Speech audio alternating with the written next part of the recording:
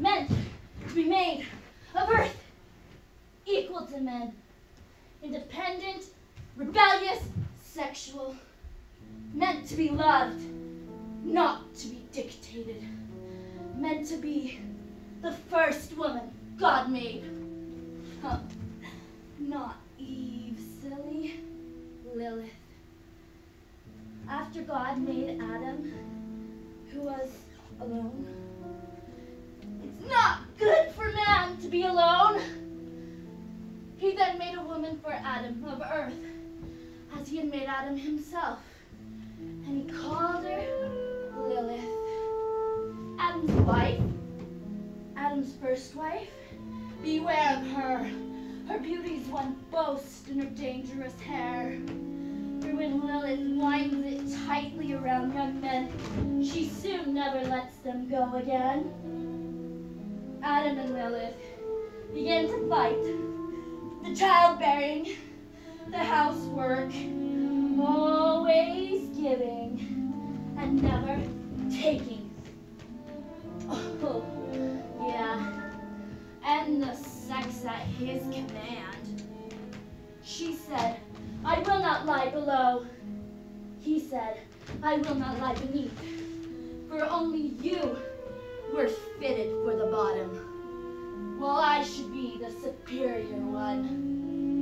She responded, we are equal, you and I. We are both made of earth. But they would not listen to one another. Eden, a paradise? Hardly. Dictated by the ways of man was more like captivity than a paradise. Like keeping the sweet yellow canary in the rotting golden cage. When Lilith realized this, she said the ineffable and flew away into the air. It shouldn't matter how sweet the fruits of Eden taste. You can always find sweet fruits in hidden places. To find real beauty and to dictate our own ways. Beauty, unlike ugliness, cannot really be explained. It can only stand out in the body and repeat itself like a god and is empty. It can only say, I am what I am.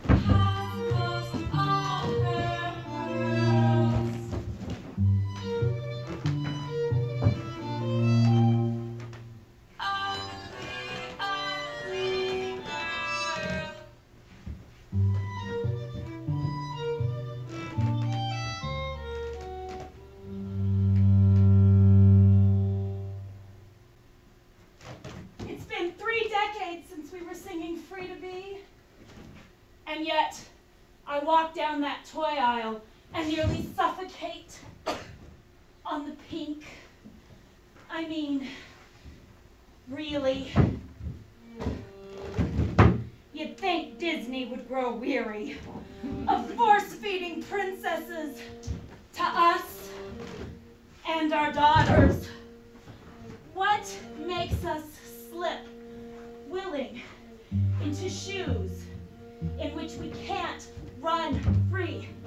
What's the difference between that and binding them tight? And New vampires? They don't want blood. Just another goddamn damsel in distress. When will we stop wanting to be Juliet? To tell the truth, I think Beatrice has more fun. Sorry, you purveyors of do's and don'ts. I hardly consider it a moral failing that you would shame me with your little black bar. And I'd like to know what makes it all right for everything about me to be dissected and discussed and controlled like I was public property. I'm a Barbie girl in a Barbie world. Life in plastic, it's fantastic. You can brush my hair, undress me everywhere. Imagination, life is your creation. Unlike Disney, the Brothers Grimm weren't worried about marketing strategies, so they could tell the real stories. Like the Cinderella sisters cut off a part of their foot to fit into the slipper, until Prince Charming noticed it filling up with blood. Hack off half of a toe, hack off part of a foot. It doesn't matter how you get in those shoes. They're so pretty on the half toe. Just like Barbie. Just like they tell America's Next Top Model to be when posing for the Sports Illustrated swimsuit edition. Barbie feet, plastic, fantastic. Such a pretty, bloody mess.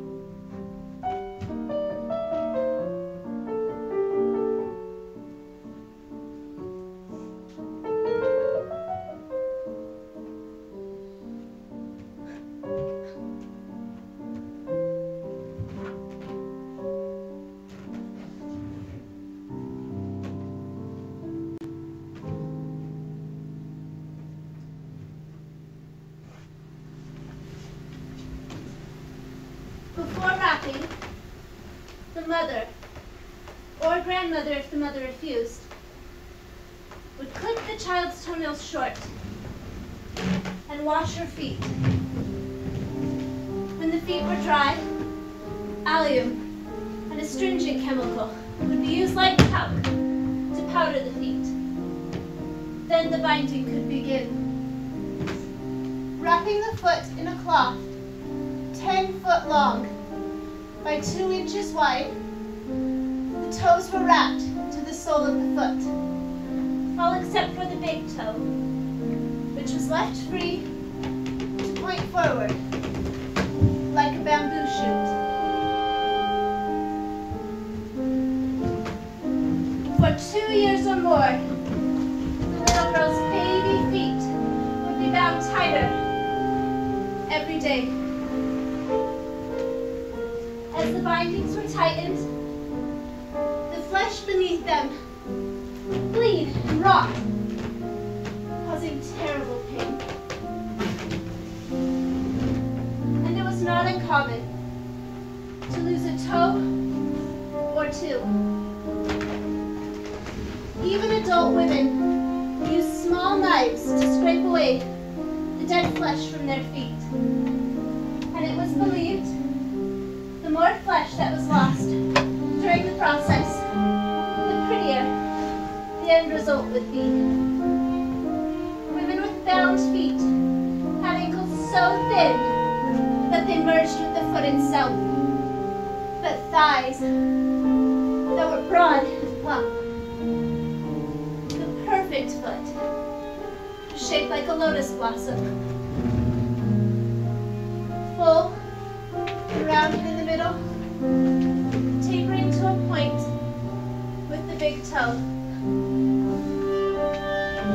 A deep fold would develop between the ball of the foot and the heel, and this became admired simply in itself. The perfect fold would be tight enough and deep enough